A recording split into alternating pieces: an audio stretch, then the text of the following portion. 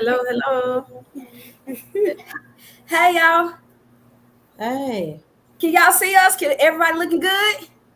we're doing it. Everyone's looking good. Well, welcome to Put It All on the Table. I'm Roberta, the tool lady. I'm Jackie, the wellness advocate. I'm Nisha, the social advocate.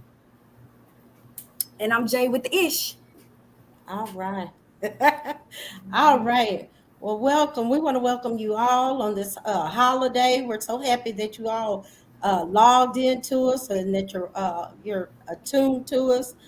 We hope that we have some information. We hope that you enjoy and that you do get some tools from it.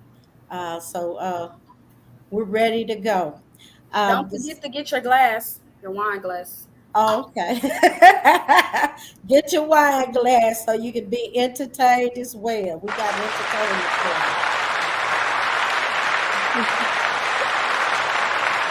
you. Yes. All right. Well, I'm so excited. I'm excited because it's Juneteenth. It's a long ways coming for a national holiday. I believe this is our third year celebrating and them making it a federal holiday. So things are closed. So this is pretty exciting. So it kind of leads into something that I decided to talk about tonight, which is trauma. Is real. It's trauma is real, and just basically starting off with childhood trauma. A lot of people don't realize that they've experienced a traumatic experience because they think of it like trauma. They're like, no, nothing has ever happened to me. But the truth is, some trauma can be subtle.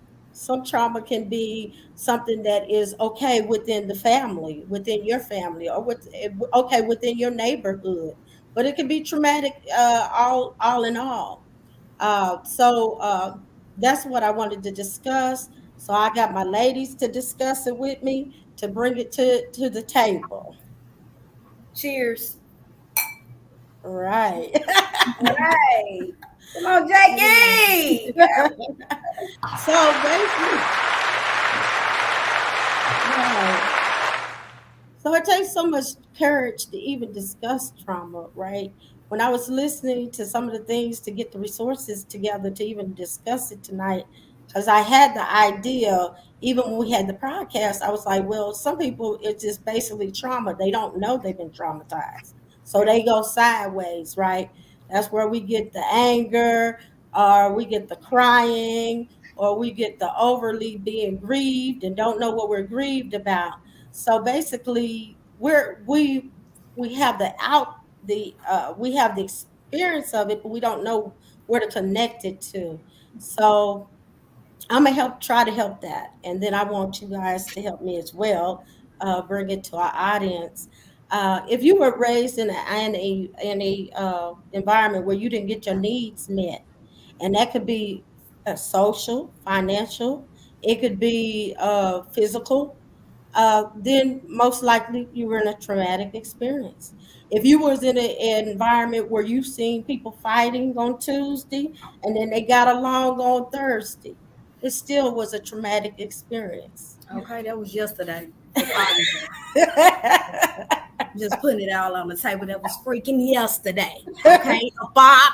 All right. You know. So, so if you came from families that have all these dysfunctions, then guess what? You've learned some coping skills that you taught yourself that have led you into your adulthood, which could be, not helpful for you.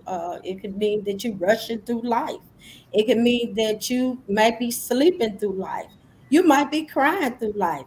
You might be so angry you don't know what to do, but you know you angry. You don't even know why you're angry.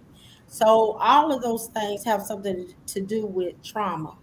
If you experience a death and you never grieve, if you came from an environment where everybody say, "Oh, this, it ain't nothing, get over it," or if you like me, I came from a family we laughed about everything. So that's super dysfunctional because we made jokes out of it. We made sarcasm. That was our coping skill. But at the same time, it was some traumatic stuff that we never got to process because we're trying to laugh it off, and it just sounds so crazy. Some of the stuff was so crazy. We was like, we couldn't do nothing but joke about it, right? So, or that's what we thought, but we really needed to talk about it. So I'm just putting that on the table for you ladies. That's my introduction. What do y'all want to add to it? Who wants to start? You mentioned coping skills, and I know sometimes um, we may cope.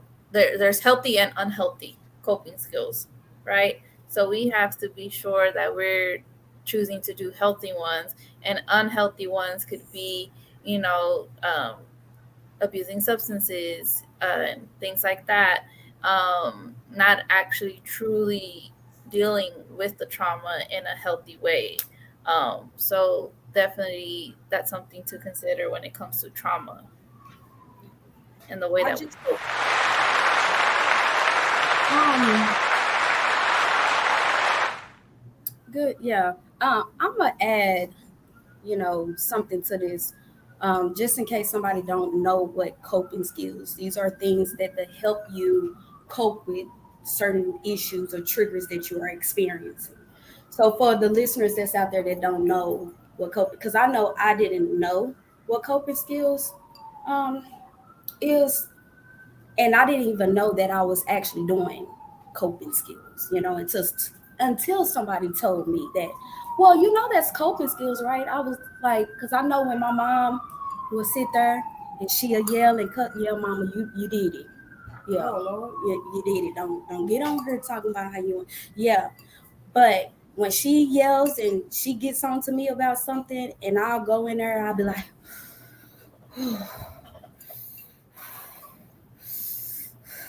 and then I'll cool down, and then I'll go back and I'll talk to my mom. I'll be like, okay, mom, I'm not trying to argue with you, but this is how you made me feel. I did not know there was coping skills. So I just wanted to kind of like educate our listeners out there to be aware of what is coping skills. No, need, he sure. Oh, I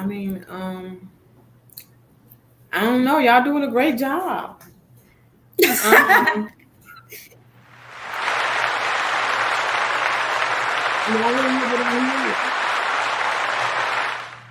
I know I didn't know what coping skills were until I was an adult. I didn't even know it was a thing until I was like in college, I think. So I'm glad that you Yeah. did explain to everyone what coping skills are and what it means. And I like how Jackie had said that there are healthy and unhealthy coping skills, um, because that's very, very important to note. Because sometimes if we use unhealthy coping skills, it can just exacerbate our symptoms, or we just mask it. Mhm. So I think that's really good. Let me I'm gonna explain something because I know someone come in, wow, like I want to take it as if you saying wow, like it took you to college to understand. I'm gonna tell you from my experience. When you see, I grew up in uh, you know in a little rough neighborhood, but it is what it is. So mental health, all of that wasn't mental health. It wasn't mental health. It was called you acting out, and you need to get your ass back right. Okay, so when we go in, so our moms, our parents is not educated on mental health. Now they making it oh awareness, like, hey, because we have people out in the community knocking at people doors like, hi, I just want to let you know that we have such and such such. So when they go to these programs, they like, hi, we are such and such, and this is what we do. We like brothers and sisters, and we go in your home, and we kind of like help your kids manage their anger and all that. That's when parents know. Oh, okay. Well, okay. Oh, that's what that is. Oh, okay. I just thought he was acting out. No, no, mama, he's not acting out. Okay, we need to see the reason why he's having. They not acting out their behaviors. We need to know why your child is having these behaviors. And we need to show him.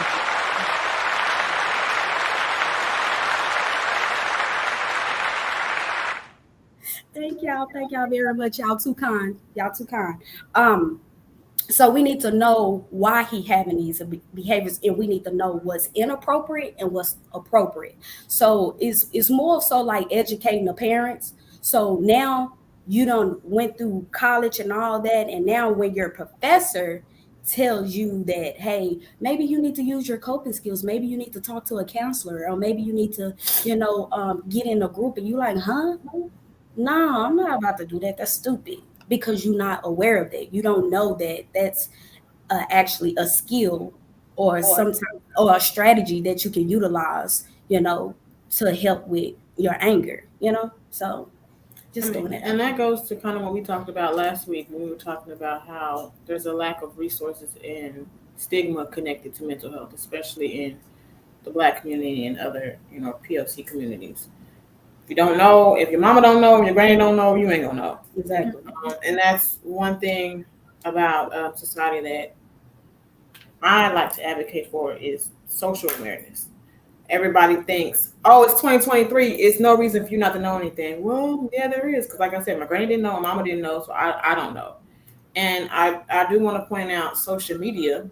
So it's good that we're in an era of social media where there is more access and the information is readily available. But I will say, I have noticed as a mental health professional that there are a lot of wellness advocates or mental health advocates who are just kind of regurgitating bullshit. Excuse my language. Beep, beep. And there's this idea of like self-care cures all. Like if you Yeah. just take care of yourself, then you'll be fine. And that's not the end all be all. And they paint self-care to be this extravagant, wonderful event where you go get your nails done, feet done, your hair done, you get massages, you meditate, which is true. But there's also another side of self-care. It seems like it's been glamorized Mm-hmm. from what I've seen. Self-care could be sitting in the car crying for 15 minutes because you had a bad day. Mm-hmm. Self-care could be talking to your dog It at the don't end of the take it day. don't take money to do It self doesn't. And care. it doesn't have to be this beautiful, glamorous, wonderful experience. Self-care can be rough too because it's a process, especially when you're learning things. Um, and then you get into the whole aspect of healing. Everybody's talking about healing these days, where they think if you're healed, then you're somehow perfect. When that's not what healing looks like. Or you have things like when people get in relationships, like, oh, don't start anything with me until you're healed. Nobody's ever really healed. We're never fully healed. We're constantly experiencing and we're constantly coping and we're constantly working through things. So I think it's very inconsiderate in a sense, ignorant. Thank you. To be fully healed because you can be healed and still be triggered, right? Because like Roberta said, it's a traumatic experience that you had, and you're not going to forget your traumatic experience. So if something reminds you of that, you're going to feel it, and it's okay to feel that. But again, it's about how you cope and being aware of that. Definitely. We're just so educated, girl. Like, girl, I'm glad I got a friend like you. Thank you. Look at us. We froze. I'm eating my noodles. You gonna chime in, Jackie? No, and like you said, self care. It is part of it, right? Finding time for yourself, meditating, yoga, exercise, doing something to for yourself. But like you said, it's not just that. That's not the only way that self care looks like, and it's only part of it as well. The other part is actually learning tools and learning things to work through what you're trying to get through.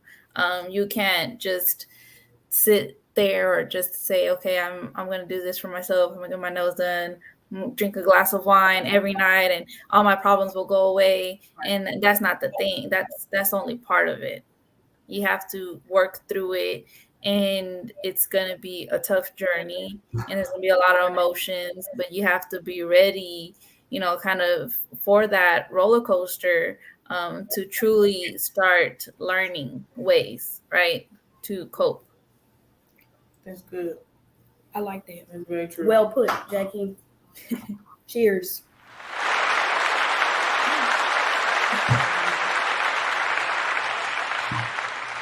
Even like for me, like you were speaking on, a lot of it is when you're working with children, and not even just with children, just in general.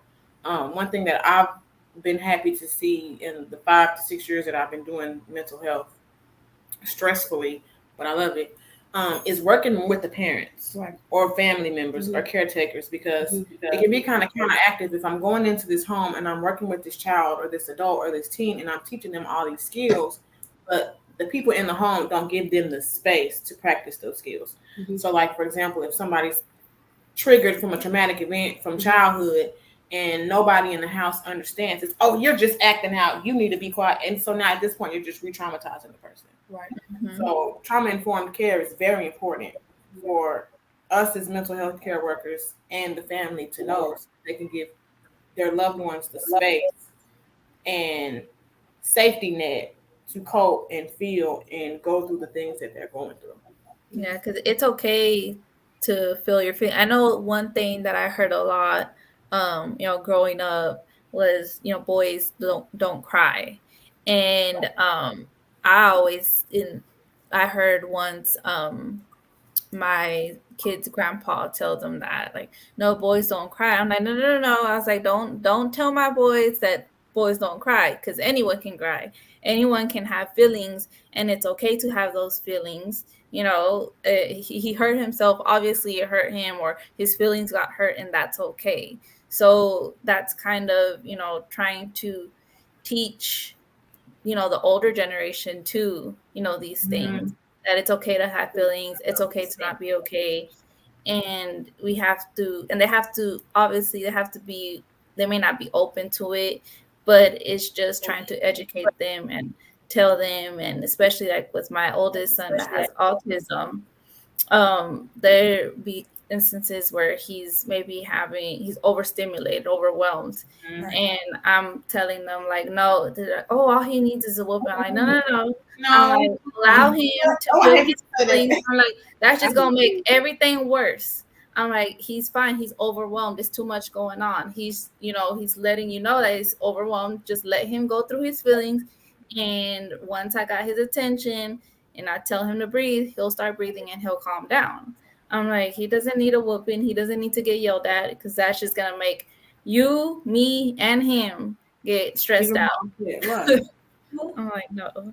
And a good example of that, last week I had one of my clients' mother text me at like 7 in the morning, the day that I was supposed to be meeting with him, and she was like, "Just wanted to give you an update. He cries all the time anytime he doesn't get what he wants, or he gets angry, and I've been trying to talk to him and tell him he can't cry and get angry at everything that upsets him or that he doesn't like. Like, can you work with him on this?" So when I went to work with him, I kind of talked to the family and I explained, like, one thing that I and one thing that we shouldn't do is to teach him not to feel, right? That's the reason I'm here, is to teach him that it's okay to feel. It's just, again, all about how we cope. It's okay to cry. I don't want him to suppress his feelings, because then he's going to grow up not knowing what he feels, not being able to identify triggers that made him feel the way he feels, and so on and so forth. So forth. It becomes a domino effect. Then it affects your relationships with other people. So that's really good, and I've experienced that. I want to chime in a little bit. It was a question that popped up here where it says that if the parent don't know, how would she know the signs? I think that's what you Check guys. it. Yeah, so the parents didn't get these tools. How do they recognize these signs? Okay. So Can I I think that's answer or yeah. Yeah. okay? You the tool When lady. when you see that when you see that the individual or yourself has does not is not able to stop crying, you're not able to slow down, you're super anxious, even you may even pick tools, as we did before. You may have coping tools that are self-harming. You have balance, maybe you go for shopping, all of those things you just was saying. It's you. So it's about empowering you. Because the other part of what I wanted to discuss tonight was the correlation was with generational curses. So they just led us into that. because a lot of it is what we've learned, and it's not helpful, and it's not working, and we have to learn a way that's going to be working and healthy.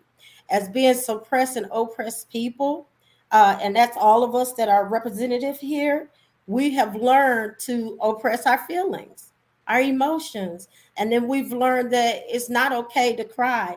And even as Jackie was saying with the with her son, as women too, we have learned that. We have learned that as Black women, Hispanic women, hey, don't let them see you cry, because of stereotypes or stigmas.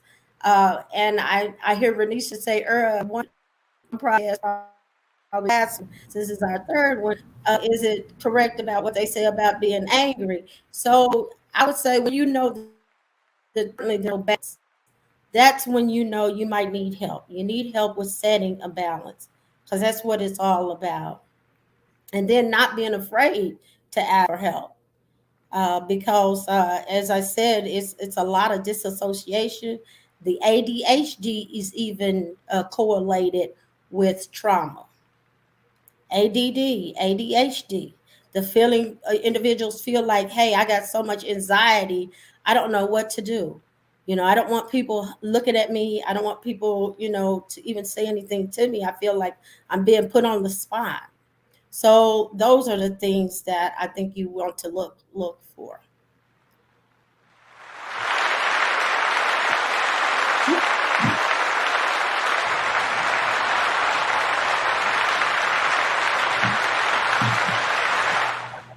Um, I really I wanted to comment, but I don't know exactly how the question was like put. But I'm gonna answer from us, a mental health professional already in there. Go ahead, Roberta. What she say? I think her video might just be lagging. Oh, okay. Yeah, I didn't say So, anything. okay. Okay, so I'm gonna speak for somebody that's already in the house. Normally, when you have a mental health professional already in there, we actually ask like how much they know about mental health, just so we can get an idea of how to approach the situation. So, for example, if I come into a client home, the first thing I'm gonna do is try to build a rapport with that parent and let her know that, hey, it's no judgment here. It's nothing.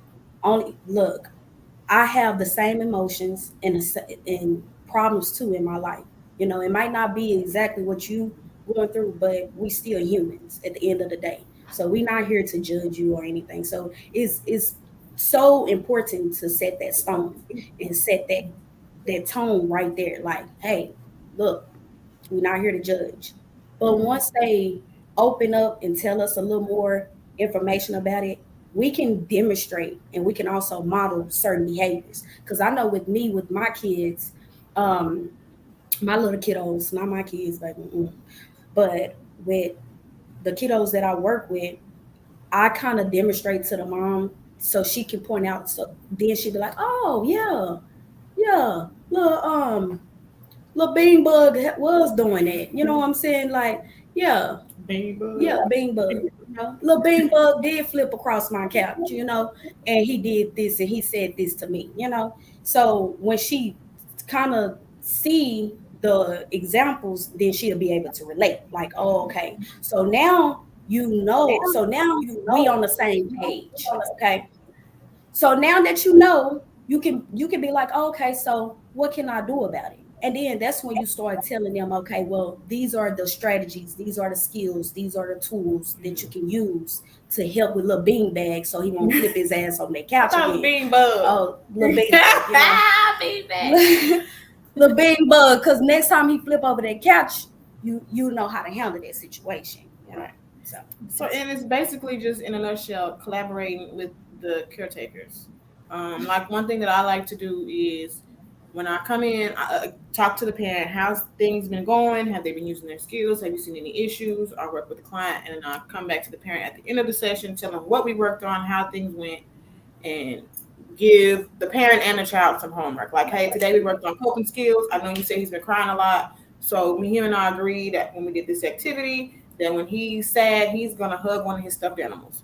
So next time that you see that he's sad, don't tell him, "Oh, don't cry, you can't cry." Prompt him to use his coping skill because he needs as much reinforcement to use these skills as possible. Because it's pointless if I come in here once or twice a week and I'm teaching him all these things and you don't give him the space or prompt him or the opportunity to do so. So just really collaborating with the parent, being on the same page. I'm all for continuity of care. Parents, teachers, doctors, whoever I can get in contact with, so that everybody's on the same page and this client gets as much care and attention that they can get for the betterment of their mental health.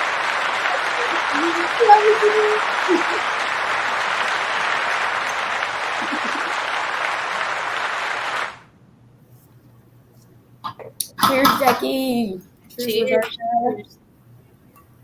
That's good. That's good, friend. Y'all with it today. You is too good. Um, I noticed with it says trauma. I'm coming with the bullshit. It said trauma and generational curse. You know. So, Roberta, how we relating it? Give me a little more insight about that. Well, I think it's great that Raenesha said, well, there's a lot of compliance when you guys are in the home. But my experience is that I've seen people and they'll say, I don't know where they could have got it at. I don't know what's happening, right? They'll kick the bucket and keep saying, oh, I don't know. This has never been done before. We've never seen this. Why is John doing this? Why is Kay doing this? Oh, no, no, no. And then later on down the road, when it's getting worse and worse, they'll say, oh, you know what? My brother used to do this. My granddaddy did this. And you're like, oh, so now you know why Johnny's doing it. So that's just my experiences.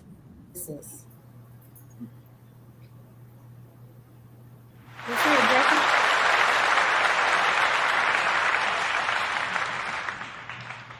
That's that's um that's like learned behavior that's been passed down basically, right? Went from grandpa to dad to then to the child. Um and that's what we're talking about, right? Having to relearn and be open to learn to handle things differently.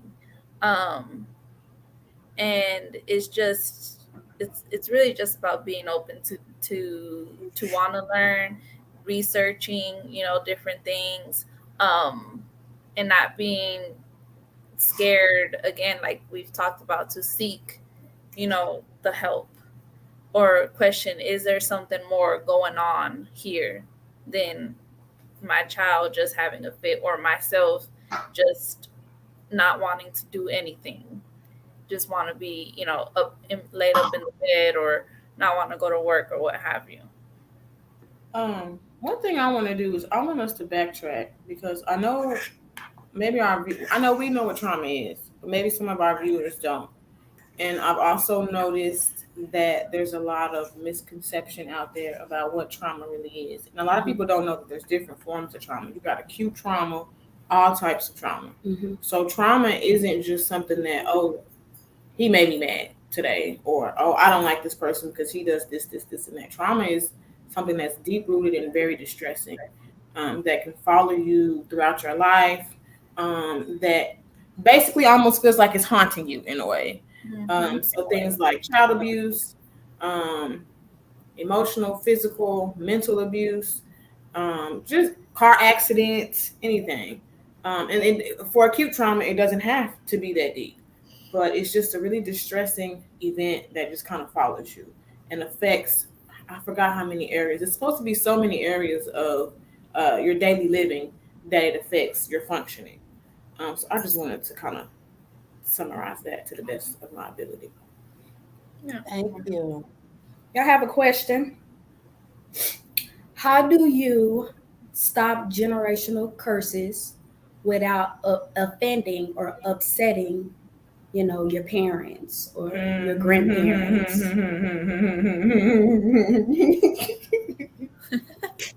Child. How y'all without mama Well, for say, me, it got mama gotta want to do it, daddy gotta want to do it. That's the first step. You know, it's five steps of change or phases of change. You got the mm-hmm, pre-contemplation stage, mm-hmm, which is where you don't really think you have a problem, but somebody telling you have a problem, but you're like, whatever, it ain't that big of a deal. okay, And then you have contemplation stage mm-hmm, where you kind of know it's a problem, but you're like, do I really want to work on it? And then so on and so forth. Where I forgot what the other names were, but the next one is, you know it's a problem, you want to work on it. The last one is, you know it's a problem, you have worked on it, and so forth and so on. I've noticed from what I've tried to do is I never got past the pre-contemplation stage. My people just be like, "Girl, you lying. That didn't happen. Just gaslight me. You lying. That didn't happen. We don't know what you're talking about. You're dramatic. You're crying. You always crying. You've always been emotional. I ain't trying to hear what you're saying." Right. So I think for me, it's really important to know what stage of change that your people are in, and also analyze to see, okay, is this something we can do together, or is this something that we need to get outside help with as a family, like therapy, like I talked about last week. you know what? I got something to say about that last week. It's It's been haunting. been haunting you. Yes, because but go ahead, Jackie. Go ahead and help the citizens out. No, yeah, like Raenesha said, it does. It has to do with the that other person being open to really hearing you out. So, like for me, when I've told my dad or my in-law, my mother-in-law, this is what I'm going through. I have when I was diagnosed with anxiety and depression a few years ago. Um, and they're like, "Oh, okay, I understand." But you just have to, just keep going. But and they have the willingness to want to understand, and that's good. um but they still don't really understand what is going on, like why is it that you're feeling like this when you have a family, you have a home, you have a good job, you have everything you could possibly have. Why is it that you're feeling like this? So it's again goes back to that educating them and breaking it down to them and to the best of your ability. And Exactly, it doesn't register. yeah, it doesn't register. And they mean well, they want to understand. And it honestly, I think it takes that other person for themselves to start researching on their own and seeing, well, what does this mean? How can I support my loved one? And there are things out there, like tools and stuff for free, classes and workshops and stuff for loved ones as well, that they can access to know how to support someone that may be suffering with some type of mental illness. But again, it really does go back to their willingness and their openness, Mm-hmm. and to not kind of, what is that saying, like beat, what do they say, to beat, you're beating a bush with something. I don't know what that saying is, Beating A around the but dead bush. horse. yeah, not Or the dead there horse. it goes, She ain't beat no the dead horse, yeah, horse. beating a dead horse. So and you Baby. can't stress yourself out about that either, about having the person to understand, this is what it is and this is what I'm going through. And you can't force someone to understand. All you can do is be open, and and hopefully they ask questions and don't offend, because sometimes people can offend without really realizing that they're offending someone. It's true. Okay, y'all. I googled the other stages because I forgot what the names were: pre-contemplation, contemplation, preparation, Preparation. action, maintenance, and termination. Oh, Yes. Yes. I think the challenges with this is the age of the child. Oh, that's good. That's right. That's correct. That's why. That's another one, Roberta. Yeah, That's a really big one in the yeah, Black community. yeah. Everything you do and everything you say and holding somebody accountable and setting boundaries is disrespectful. Because as That's a right. child, you're a child, you stay in a child's place, and to them that just means taking whatever comes your way. I Yeah. say time. I'm not gonna lie to you. Um, my parents are my biological parents were strict, so I didn't have that parent that said, "Babe, everything is gonna be all right." It's more so like, well, if you listen to what I told you, you wouldn't be going through what you going through. You'd be like, huh? But I didn't even ask for It's like you get no, in trouble for everything. you Like know, I'm being yeah. reprimanded for everything. Like, no, you need to stop and you need to listen. And it's just like, Hmm. so when those parents are, because I call them stuck in their old ways, Yeah. and they not trying to hear you and they not trying to listen. It's just They been not passed trying. down. It's been But passed down. I experienced this with my dad and I couldn't. Yeah. Yes. Well, I think it all starts with you as an adult. Once you're an adult, because I did start with childhood, but that's just to bring it to our audience. Because as you all have made so many references to our last podcast, where we had some anti and some pro therapy, but I was just letting everybody know that you possibly fit into the realm of needing to care for your mental health, and possibly have experienced some type of trauma, whether it be subtle or, like you said, whether it be acute or whether it be something that everyone would say, oh yeah, that's very traumatic, because it doesn't have to be. It could be a neighborhood you were raised in. Hmm. It actually, to be honest, it could have been COVID-19. Uh, We just went through a national where they just told us basically, hey, don't come outside. Don't do this for a whole month. That's traumatic. And then we did that, what, 2 years?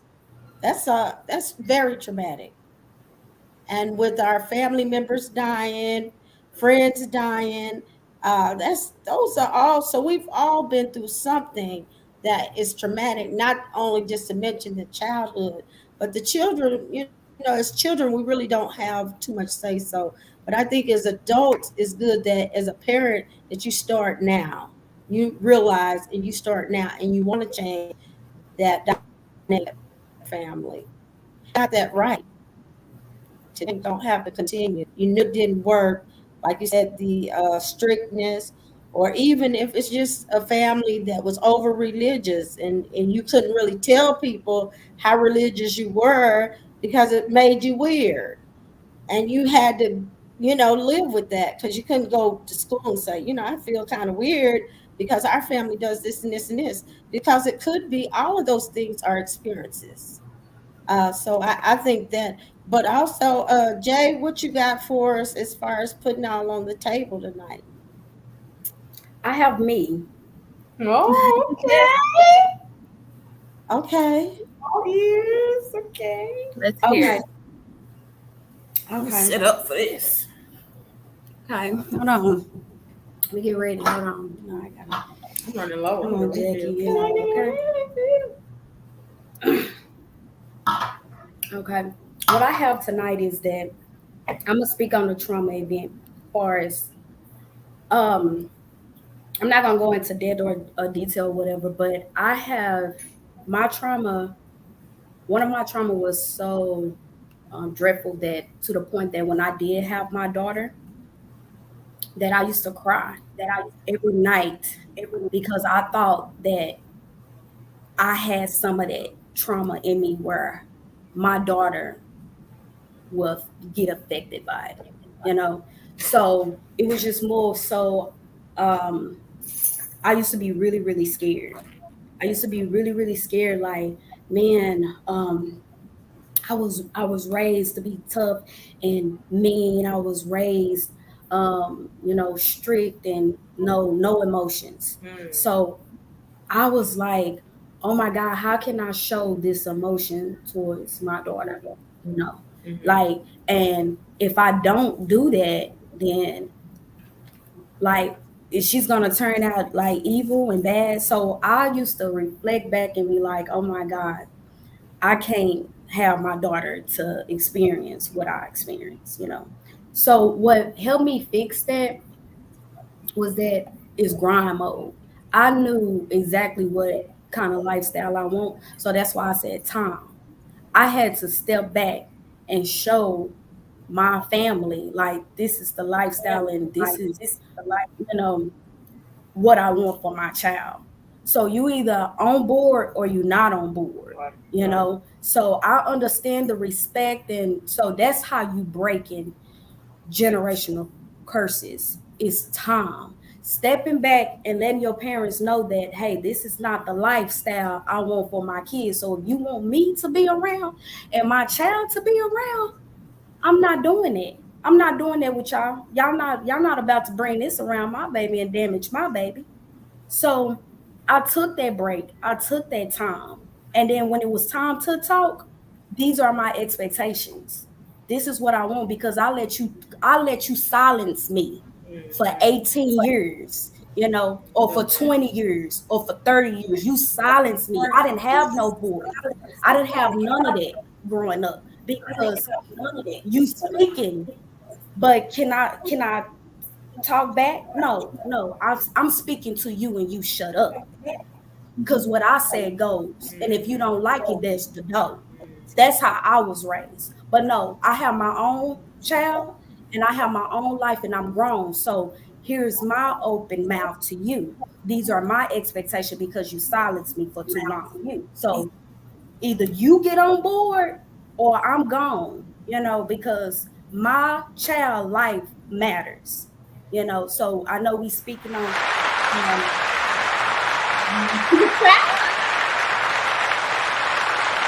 All right, all right. so that's my intake on it is I wanted to highlight time. Well, Jay, I think you highlighted a lot of more stuff than just time just now. You highlighted time, you highlighted boundaries, you highlighted self reflection, Oh you yeah. highlighted solution focused Yep. coping. You highlighted a lot, which I think is really, really important when it comes to breaking those curses and kind of just weeding out those people who are not, you know, at the stage of change in the Yeah. moment. And that's okay. Sometimes you have to do that with family. Sometimes you have to do that with friends. Sometimes I know everybody might not be religious, but sometimes God isolates us because the people around us just are not who the tribe that we need to have. He has somebody totally different for us. Right. And it's hard. It's a long process, but those are a lot of the steps that I think are really important. Yeah, it is. And the reason why I highlight time because it's time is the first step to get to the self-reflection and the boundaries and all of that.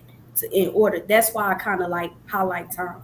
But one thing I want everyone to do is when you stop watching or when you have time for yourself, I want you to really look in the mirror and really self-reflect and see if you really like the person that you're looking at, you know Whoa.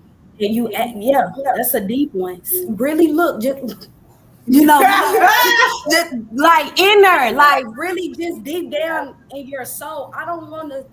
Oh my God, I got a little pimple. No, none of that. I Wow. want you to really like look deep down into your soul and self-reflect. Like, are you? Because honestly, tell you the truth, we try to convince ourselves so well that we kind of believe in that false ass statement.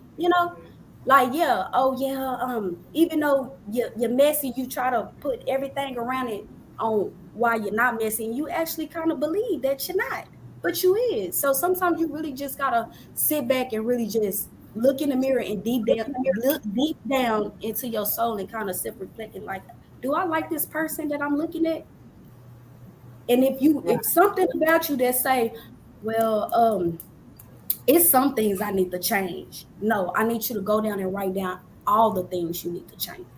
And that can be something that you have with yourself. And you work on each one day by day because it's going to take what? It's going to take time. It's going to That's take right. time because not everybody perfect. Not everybody. That's right. And again, that goes back to the stage of the human. You have to be at that stage where you are willing to analyze yourself and you know that you have problems. I know we all have problems. And it's sad that it No takes one's perfect. so many years in their life to realize I'm not perfect. I have problems and Mhm. I have stuff that that I need to work on. And like you said, that takes time. So my question to you guys is that I'm a little lagging a little bit. So how do we know when it's the right time? Because a lot of times people don't. I want people to understand. Don't wait till the trauma or the tragic happens before you self-reflect and like, oh, okay, I need to change. I need you to find the warning signs and look out and identify the warning signs before you can actually react. That's when you react. But why do people react so late? Like why? Why react so late? This is generational. They don't know. They don't know. Yeah, they don't know or they don't want to face it. Do they really exactly? Do they really don't know or they don't want to face it? I And think it depends on the person. I think it can be both ways. Like I said, for me, I didn't know that I had that trauma until I was older because it happened to me, it happened to my sister, it happened to my mom, it happened to my granny, it happened to my friends, it happened to my cousins. So in my head, I'm like, shit, so this normal. Like this is just the way things are. This is life. This is what's supposed to be okay. happening to me. Until I grew up, went to college, got educated, was exposed to something else other than what was around me, and I was like, now wait a minute, that wasn't supposed to be happening to me. Why she do that to me? Right. Why happened to my sisters and my cousins and whoever else? Everybody around me was experiencing the same thing because it's cultural, you Right. know. So I think for some people they don't know. For some, they know. They just be like, I don't want to deal with it. I got other stuff to worry about. What about Mhm. you, Roberta?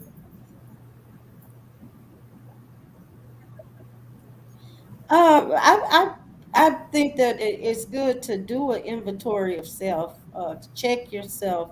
Like I said, usually we go sideways when we're dealing with trauma, and we haven't dealt with it. I'll say that when we've suppressed it, then we go off. You know, we either angry, we're either crying, uh, or either we feel like we can't even fit into our own bodies. You know, Yeah. everybody looking at us, or we feel like they know about us, or we just cannot get comfortable in our own state. And I think that is a time that you do say, you know what, I need to work with this. Another thing about trauma, sometimes depending on the extremities of it, that you usually black it out of your consciousness. So that Absolutely. be aware of that as well. Sometimes we just we forget about it, but it comes back as it's triggered. And then some things like you were saying, decided I wasn't going to do it anymore. I was going to do something different, that I was going to have a voice. And so many people, so many times I see children, especially young men, young black men, with single moms getting like almost like they're in the military, just yelled at and drilled Mm-hmm. at. Look at me, look at me, look at me. And I'm like, I'm wanting to say something like, look, he's just a child. You are Mm-hmm. putting so much fear, and so you're suppressing him so much. Do you know what you're doing to this young man? Because I've seen them just stop them where they're at and just do that and over, and it just really takes me the wrong way. But I think just looking at ourselves and knowing this is not the course I want to keep on going. Even if mom did it, my grandmama did it, I don't want to keep going that course. I think that's where it becomes the generational thing, and it Mm-hmm. becomes normal. It becomes Mhm. normal. What's abnormal, if it keeps going, is what? Normal to you at that point. So I think being uncomfortable with the normalness. I don't want to be that way anymore. I don't want my children in this system. I don't want my children to be coming up fearful or coming up scared. All the things that I seen in my family, I don't want my kids to go through that. I want them to have a voice. I want them to be able to feel free. Uh, and I don't want them to feel that oppressed and that depression the way that was inside our household. Yeah. Yeah. Okay. Um,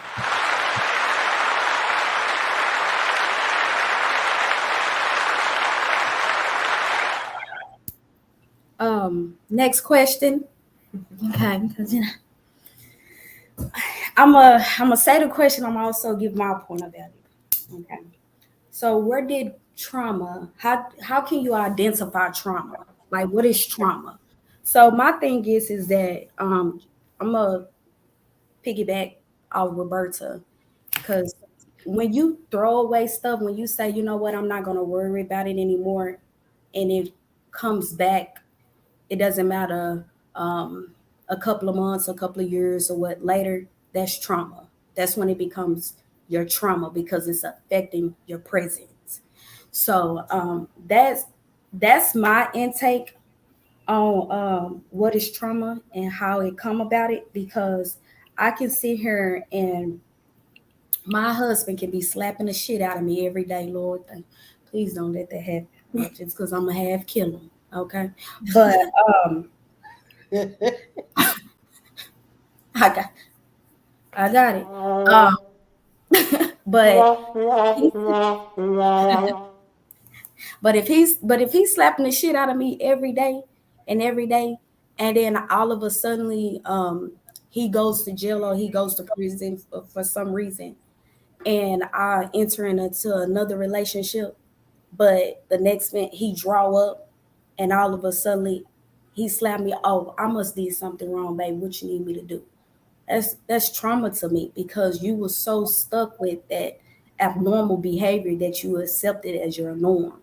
So that's my intake. I feel like I have experienced that, like where my trauma has affected my present. Like the I thought some of the things that I went through was actually okay until I heard it from a therapist or I heard it from my child's doctor, and he's like, no, Yeah. who told you to you what remedies? No, And that's what I was going to touch on too. Is yeah, exposure. A lot of it is yeah, exposure. exposures, like It's something else. what remedy? What So you also gotta be mindful and you also gotta be careful of what your parents done put into your head because it can affect you and then you can have like hate towards that person or some type of show some type of affection towards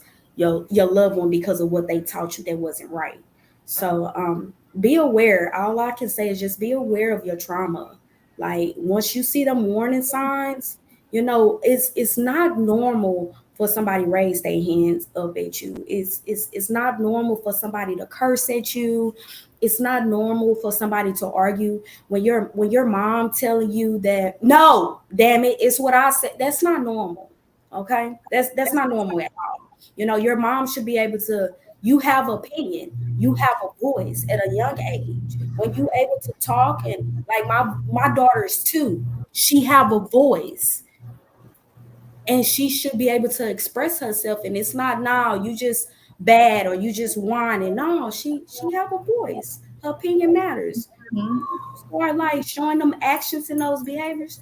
You have a voice. So Yeah. that's my intake.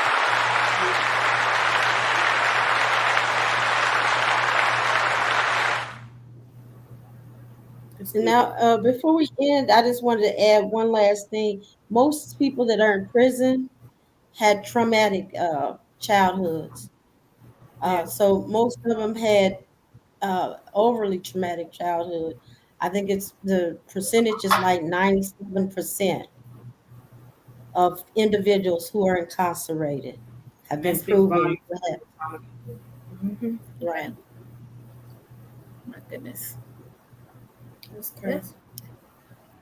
So takeaway is self-reflect, right? And Time. definitely create boundaries and Yeah. everything within its due time, for sure. And just have a voice. If somebody knocking you from your voice, come on now. It's time to pull yourself back, regroup, and try to face it head on again because baby, don't let nobody silence you. Yep. Or it's like I understand you in high school or whatever, No but you matter. still it doesn't matter. You have a voice. Your person. You are a person, you are human. Don't never let nobody silence you. Because look, when I got silenced, I went off to college and became a mad black woman. No, you didn't. You went off to college and you were angry and you were responding to your trauma. You were not a mad black woman. You were a person. Yeah, But then she just don't like that term. Well, they said that black women with attitudes are mad, so I just accepted it. Don't do it. See, trauma. Don't do that. Because if that's what you want to call it, baby, I guess that's what the hell I'm just gonna be. And you're not. No. You ain't gotta accept nothing. Like you said, have a voice. You ain't gotta accept nothing. I know, and I'm voice. I'm all that. Yeah, get it. Well, till next Monday at 8. Guys. Cheers, drink up, y'all. Y'all see it's empty. I'm sorry. Cheers.